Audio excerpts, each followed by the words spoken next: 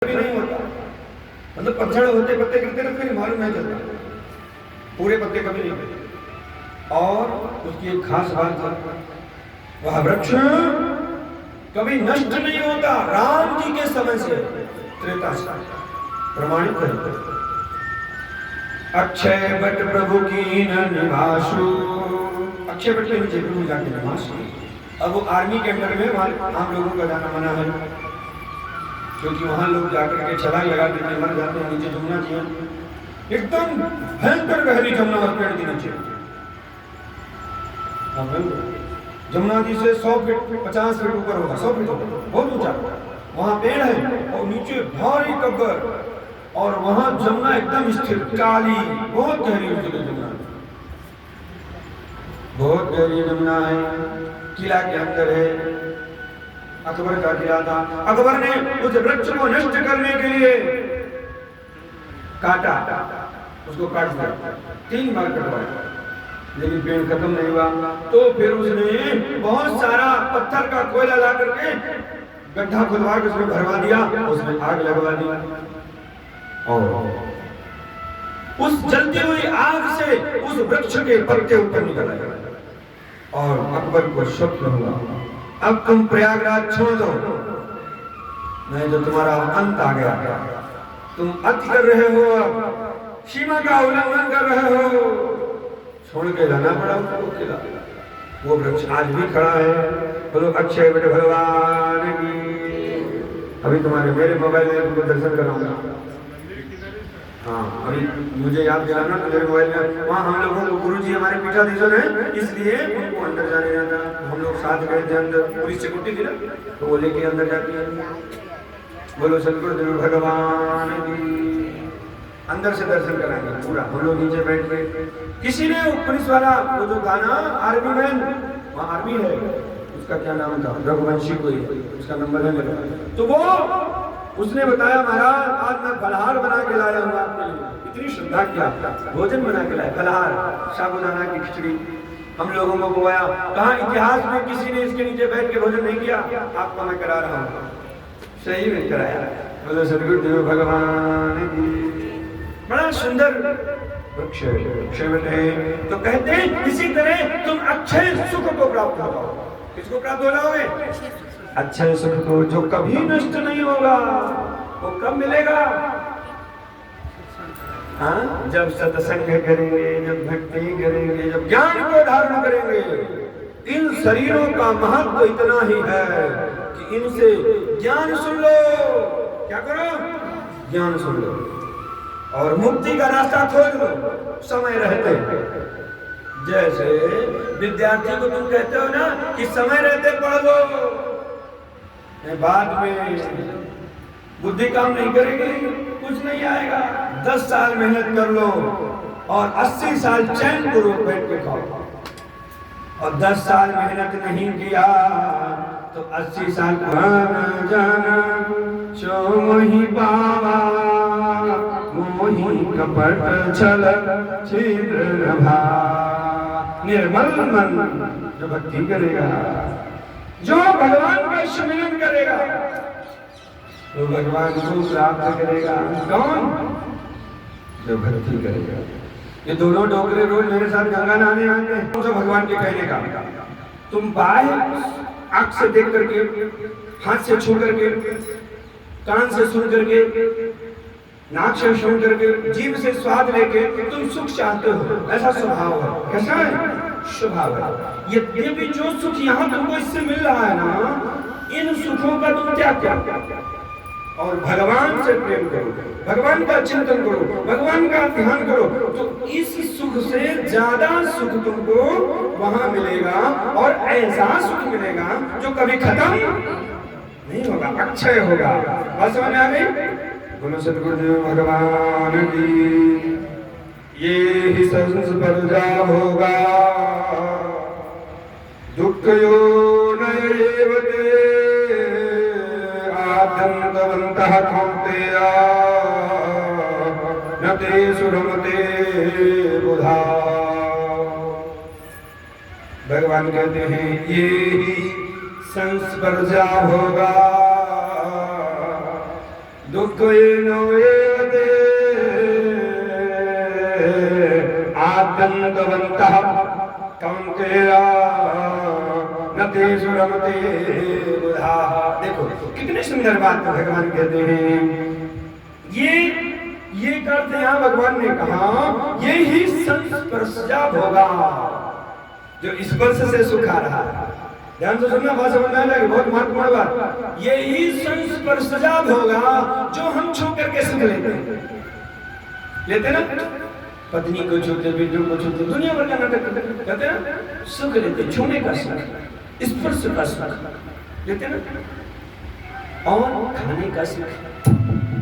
खाने का सुख कैसे? स्पर्श किया तभी खाया, मुंडों में डालो ना, कान को सुना, सुनने का सुख। मेरा बेटा बड़ा सुखी है, बंगलौर से लेकर कलकत्ता तक पूरा मकान, प्लेन, जहाज, हेलीकॉप्टर सब है मेरे बेटे के पास। जटे जाए बटे सभा लग जाती, ऐसा मेरा बेटा। सुनने का सुख, किसका सुख? सुनने का सुख। मेरा बेटा सुखी है, ये सुनने का सुख। और भगवान कहते हैं स्वाद लेने का सुख। अरे मेरे यहाँ तो 56 भोग भरे हैं, अलमारी खोलो, केवल ड्राई फ्रूट निकलेंगे, काजू, बादाम, किशमिश।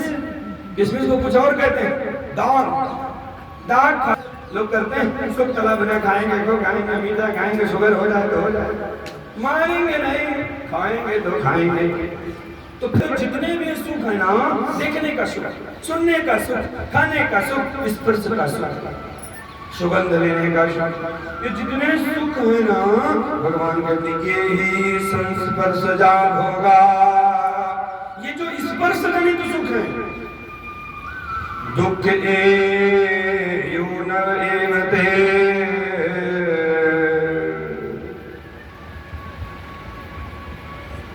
ये सब दुख देने वाले हैं।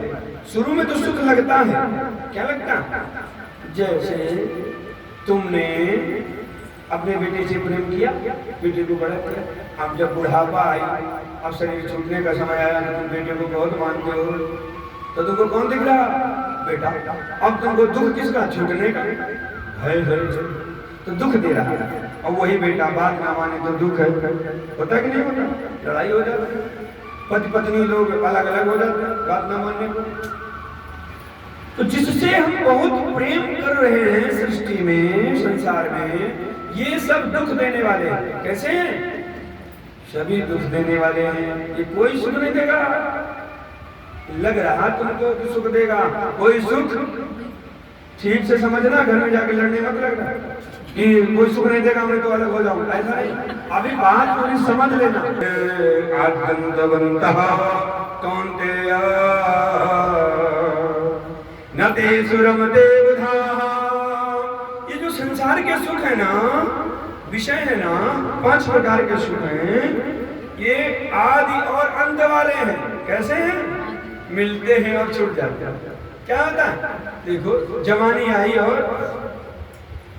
गई, शुरू हुआ और अंत हुआ, आदि और अंत वाले हैं। ये जितने भी सृष्टि के सुख हैं एक जैसे नहीं रहेंगे, ये मिलेंगे और छूट जाएंगे। कभी देखो, ट्राई करेंगे, रसगुल्ला खाओ और रसगुल्ला खाते खाते मन उड़ जाएगा।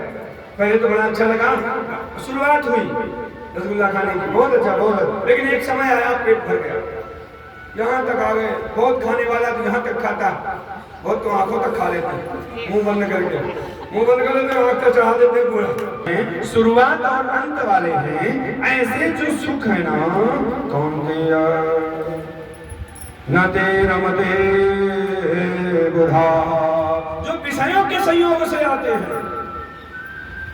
जो सुख शरीर के संयोग से आता है, विषयों के, इंद्रियों के, ज्ञान इंद्रियों के संयोग से जो सुख आता है, वह सुख विषय रूप सुख निसंदेह भगवान कहते हैं ये आदि और अंत वाले हैं। और कैसे हैं?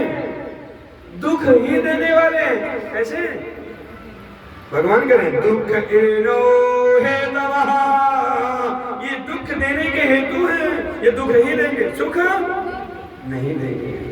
तो जो ज्ञानी है, कौन है? न तेषु रमते बुधाः, जो ज्ञानी है, भक्त है, भगवान की भक्ति करता है, वो इन विषयों के चक्कर में नहीं पड़ता, इनमें नहीं रमता, इनमें नहीं जाता, इनको स्वीकार नहीं करता। क्यों? क्योंकि वो जानता है दुख एनो हेतवः, ये दुख देने के हेतु हैं। क्या है? हाँ, दुख देने के हेतु है। एक एक मुंडो हलो बोलो सदगुरु भगवान श्री राम जय राम श्री राम ढकिया मेरा मुंडा नहीं आ सकता। श्री राम जय राम श्री राम बोलो सदगुरुदेव भगवान की।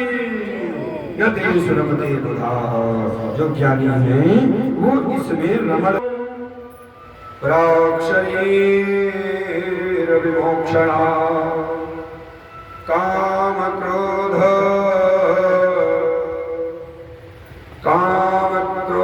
भववेगम संयुक्ता सुखी नरः।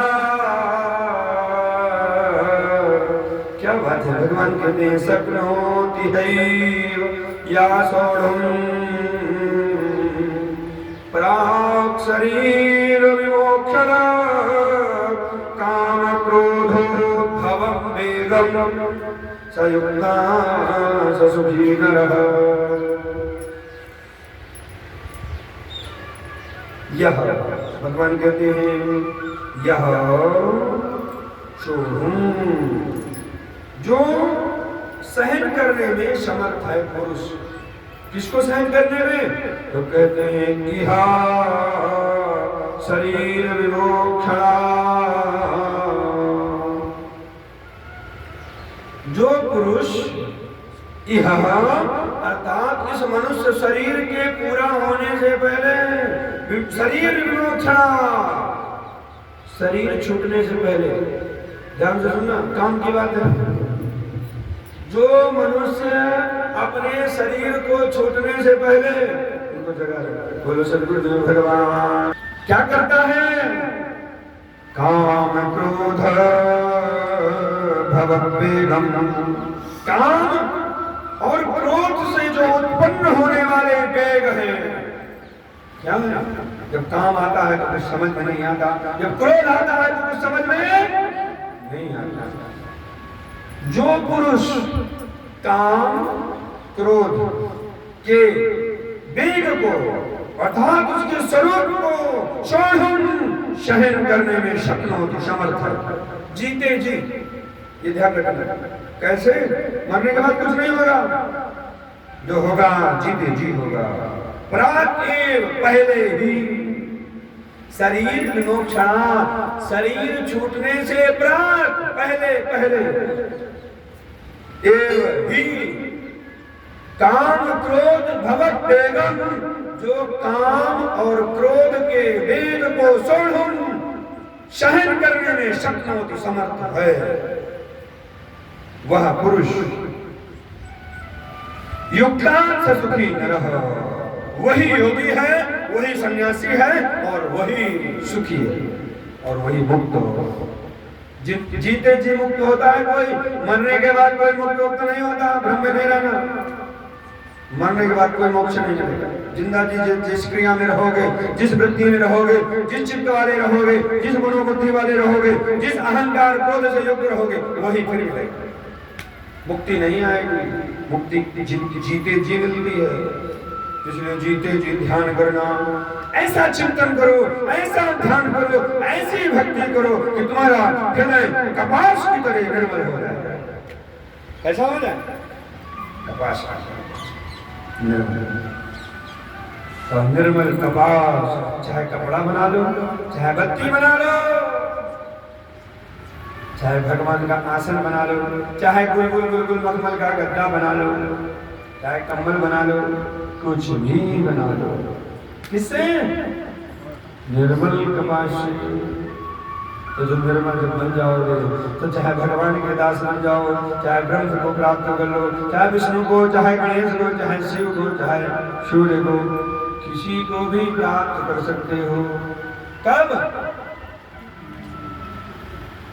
प्राक शरीर विमोक्षणात्, शरीर छूटने से पहले पहले काम क्रोध भववेगम, काम क्रोध से 6 विकार जान लेने चाहिए। 2 शब्द बोलते हैं जैसे काम, क्रोध, लोभ, मोह, मद, मात्सर्य, ये सब आ जाते हैं। इन विकारों से, इनके वेग को छोड़ करके जो अपने मन को परमात्मा में लगा देता है, कहाँ लगाता है? परमात्मा में, भगवान में लगा देता है, तो भगवान कहते हैं सायुक्ता स सुखी नरः, वही योगी है, वही सन्यासी है और वही सुखी है, बाकी कोई सुखी नहीं।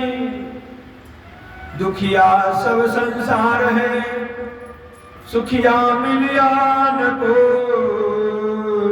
सुखी एक राम को दास है।